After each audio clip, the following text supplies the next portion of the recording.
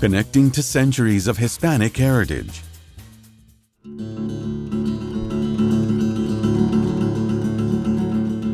New Mexicans or New Mexico's relationship with Spain is complicated from the very beginning. But I've always, not only as an anthropologist, but as an artist and a New Mexican of Hispanic descent, have always seen New Mexico as the grandchild of Spain. I've always saw Mexico being the mama and Spain being the abuela, the grandmother, for everything New Mexican.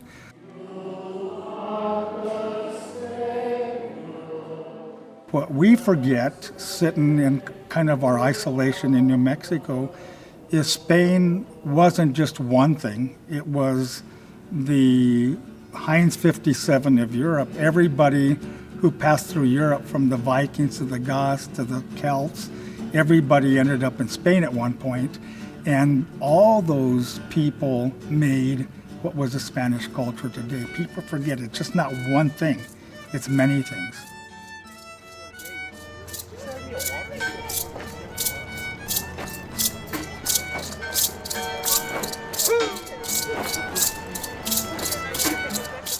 What fascinates me about this baptismal font from Toledo from the 14th century is it contains elements that are both Christian and Muslim. And in a sense, that reminds me of New Mexico. We're a culture that's got all kinds of influences and all kinds of mixes. The really cool thing or neat thing on this baptismal font is the hand of Fatima and the all-seeing eye of God, a very Muslim motif on a Christian baptismal font. I have a connection to this stuff. It's not a remote connection. It's not an idealistic connection. It's my history. It's my children's history. It's my grandchildren's history. It's a history that is as complete as history books are. What history books lose is that personal connection people have to a personal past. Yeah, the tapestry behind me, the Alhambra tapestry, the silk tapestry, impressed me because right away I saw New Mexico. I saw what they call the Vallero star, which is a star motif, an 8-pointed star. And what that made me realize real quickly was that this Vallero star is universal, not only in New Mexico, but all over the world. And this piece dates from the 14th century, so I see that continuity again. The frontier community that New Mexico was, Santa Fe and Taos being, and the village of Abiquiu being the far outpost of the northern colony, of the northern part of the colony of New Spain. What people forget is there were still people coming to Mexico from Spain and bringing some of those luxury items into Mexico and then from Mexico into New Mexico. So New Mexico had the repository of the Spanish world trade coming up the Camino Real from Mexico City all the way to Santa Fe, exposing New Mexicans to the rest of the world. The Penitente Moradas in New Mexico, we have a very beautiful prayer, and it's an offertory prayer. And one of the lines is, it basically alludes to the navigators of the seas. That came from the time when my ancestors were still coming on ships to the New World.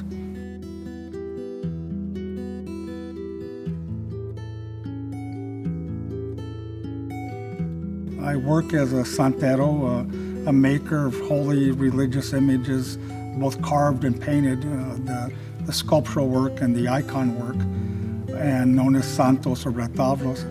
And that's where I really make the connection, because in my artwork, I see the connection to so many things Spanish. The traditions, the art forms, the iconography, all those things filter through generations and end up in New Mexico. And that filtering process sometimes obliterates things completely, and sometimes that filtering process amplifies things that very completely. And we see that in some of the paintings here, the very things I do as an artist, as a santero. I can reference some of the great masters in this very room. I'm taught to follow the same iconography.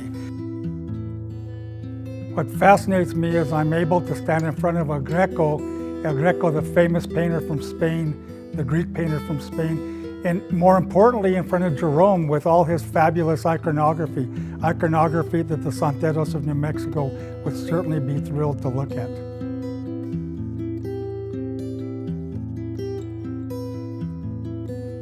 What I love about this painting is it reminds me of the history of the whole theology of the Immaculate Conception, starting in 325 when she was declared the Mother of God, Theotokos, all the way to 1854 when finally the dogma was accepted by the Catholic Church.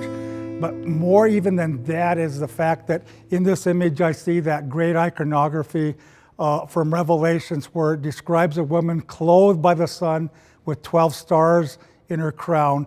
And this is a classic iconography that New Mexicans were using in the colonial period and that we still use today. She's one of my favorite images. I guess the bottom line about my love for the art is trying to understand the artist who created the object. I would love to be able to imagine myself on the same bench. Can I sit there at the loom as the weavers throwing those shuttles of silk? Can I sit in the workshop where the marble dust is flying around? Can I be in the taller, the workshop of one of the sculptors in here when he's inserting glass eyes to give that saint almost an unreal human quality? Can I do that? Yeah, I can do that. I can imagine myself being in all those places. I think if I understand them, I begin to understand myself. I begin to understand who is Charlie Carrillo? Why does he live in the past? And I'm not lying. I bet you some of the artists were copying other works that were hundreds of years older than them, and they were wishing the same thing. Could I understand the person I'm copying?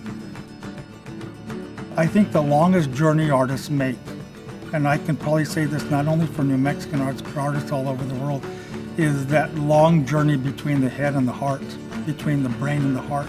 It's a long journey between what I understand intellectually here and what my soul, my heart feels about the object. And I want to make that journey, and it's the shortest distance. It's that distance right there, but it's a damn long journey.